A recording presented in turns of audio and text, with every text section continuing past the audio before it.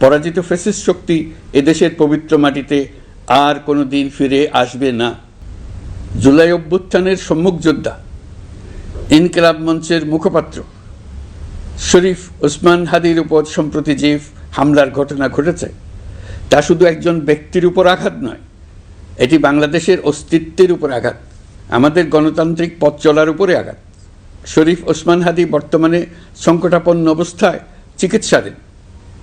তার চিকিৎসা ও নিরাপত্তা নিশ্চিত করতে সরকার প্রয়োজনীয় সব ব্যবস্থা গ্রহণ করেছে।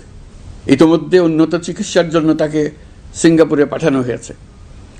আপনারা তার জন্য মহান আল্লাহ তাআলার কাছে অন্তরের অন্তঃস্থল থেকে দোয়া করুন।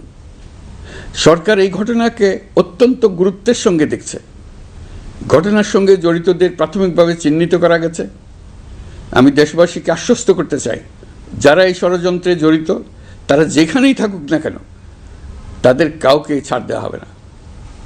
আমি পরিষ্কারভাবে বলতে চাই, পরাজিত শক্তি ফ্যাসিস্ট টেররিস্টদের এই অপচেষ্টা সম্পূর্ণভাবে ব্যর্থ করে দেওয়া হবে।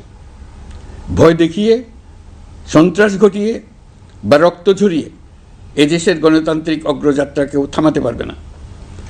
আপনাদের প্রতি আহ্বান জানাই, সংযম বজায় রাখুন, অপপ্রচার বা গুজবে কান দেবেন না।